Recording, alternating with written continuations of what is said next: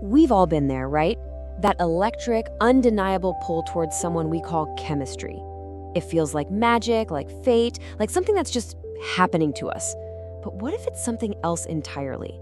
Today, we're going to dive deep into the psychology of attraction through the eyes of Carl Jung and uncover what's really going on under the surface of that powerful spark. So let's start with the one question that probably haunts a lot of us. If this chemistry is so real and so fated, why does that person who once seemed like the most radiant being on the planet so often end up becoming, well, ordinary? Or even worse, irritating? Why does this supposedly magical force lead us into so much confusion and heartbreak? It's a disconnect that can really make you question everything. And this is where Carl Jung just flips the whole script. The popular myth, the one we see in movies, tells us that attraction is a spell cast on us from the outside. But Jung says, nope, you've got it backward. He argues that what we call falling in love is actually an internal drama playing out. It's not just about the other person. It's about what our own unconscious mind is projecting onto them. The takeaway here is simple but huge. Attraction isn't magic, it's psychology. Okay, so let's talk about that spell, that feeling of chemistry. We all know it. It's that exhilarating, obsessive, can't eat, can't sleep, head over heels feeling. Jung believed this wasn't just some random cocktail of hormones. It was a powerful, flashing signal coming from the deepest parts of our own mind. And here is the absolute core of Jung's idea. That intense magnetic pull happens because the other person is basically acting as a movie screen. All of our own hidden qualities, the good, the bad, the parts of us we've denied or repressed, are being projected onto them. And that makes them seem larger than life, almost like they hold the key to our very soul. So, how does this whole mirror effect actually work? Let's get into the mechanics of it.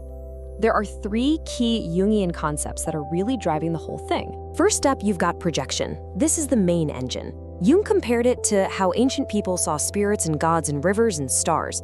They couldn't separate their inner world from the world around them. Well, guess what? We do the exact same thing in love. We think that incredible glow is coming from the other person, when in reality, a huge chunk of it is our own inner light just being reflected back at us. Next up is the shadow. And here's what's so important to get. The shadow isn't just our dark side, anger or jealousy. It also contains our buried gold, our disowned spontaneity, our creativity, our passion. So if you're a really buttoned up, controlled person, you might find yourself irresistibly drawn to someone who is wild and impulsive. Why? Because they're living out the part of your own shadow that you've kept locked away. And the last piece of the puzzle, the anima and animus.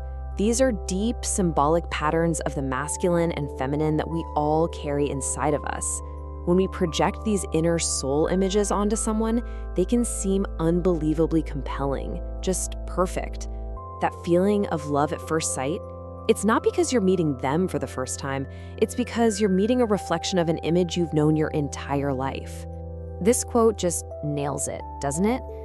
That feeling of finding the one isn't really about discovering your destined partner. It's often your own soul, your own untapped potential, showing up in the form of another person. It's an invitation, not just to a relationship, but to your own personal growth. But okay, why does this feel so incredibly powerful, so mythic even? Jung's answer is that we're not just dealing with our personal psychology here. We are tapping into something much, much older and much bigger than ourselves. You see, when we fall in love, we're stepping into a universal energetic pattern that Jung called an archetype. These are the ancient, primal blueprints of human experience. And that's what gives attraction that sacred, almost holy, and sometimes terrifying power. It feels fated because we're being carried along by a current much, much larger than our own personal will. And boy, is love full of them. One minute we're possessed by the lover archetype, and our life is this grand romance. But then we might get caught in a dance with a trickster, which explains those chaotic on-again, off-again relationships where you just never know where you stand. When you start to see these patterns, you realize how a simple relationship can suddenly turn into an intense, mythic drama. But eventually, the projection has to collapse. The person on the pedestal becomes just a person. And this leads to the most painful part of the whole journey, heartbreak. But in the Jungian view, this is not a failure. It's a dark but necessary initiation.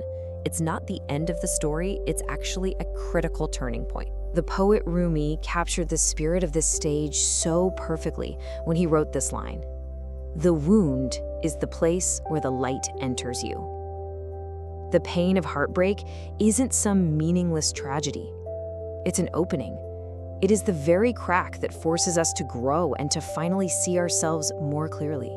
In other words, that devastation we feel, that's our soul literally demanding that we reclaim the parts of ourselves we gave away. That other person never had your wholeness to begin with. They only carried your projection of it. Heartbreak forces you to take that power back, to integrate those qualities, and to finally own them for yourself. And all of this leads us to the final stage of the journey. Once we understand this dynamic, we can start to move from the chaos of unconscious attraction toward a more conscious, authentic, and truly enduring kind of love. It really is a journey of transformation. To describe this transformation, Jung loved using the ancient metaphor of alchemy. You can think of it in 3 stages. We start in what the alchemists called the nigredo, or the blackening. That's the dark chaos of obsession and heartbreak. Then, hopefully, we move to the albedo, the whitening. This is where we purify our vision by taking back our projections. And this can ultimately lead to the rubedo, or the reddening, which is the birth of a conscious self that can finally love from a place of wholeness, not of need. And this brings us to the real magic, doesn't it? It was never about finding your other half. The true magic is that this other person, just by acting as a mirror, awakens you to the completeness that was already inside of you all along. They were the catalyst, but the transformation, that's all yours. So, we'll end with a question for you to take with you. Look back at the people who have captivated you, or maybe even the ones who've really irritated you. What did they seem to hold? What qualities did they mirror back to you? Because the mirror of your relationships is always, always asking you to see something deeper in yourself.